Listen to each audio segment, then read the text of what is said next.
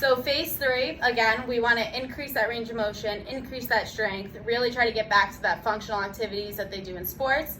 So in phase 3 is probably the first phase that we can actually start doing bicep strengthening. The first 2 phases we don't want to do it yet just because of bicep involvement in the repair.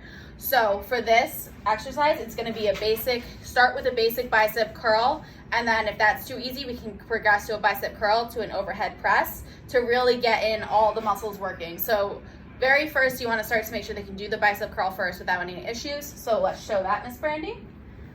Good.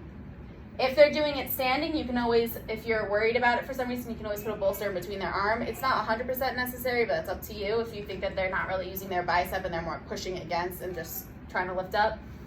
So that's a regular bicep curl. Now, if that's getting too easy or if you need a progression, you can always do it into a bicep curl to an overhead press. Good. Good. And we want to make sure that they get up there to that 90 and press overhead. And we don't want them to shrug their shoulders. So it really should all come from the shoulder, not from their upper trap. Okay? If for some reason, if the bicep curl is too hard as well, you can always just go back to range of motion, or you can use a TheraBand because a TheraBand is going to be a little bit easier resistance if you have a lighter resistance band than what a weight.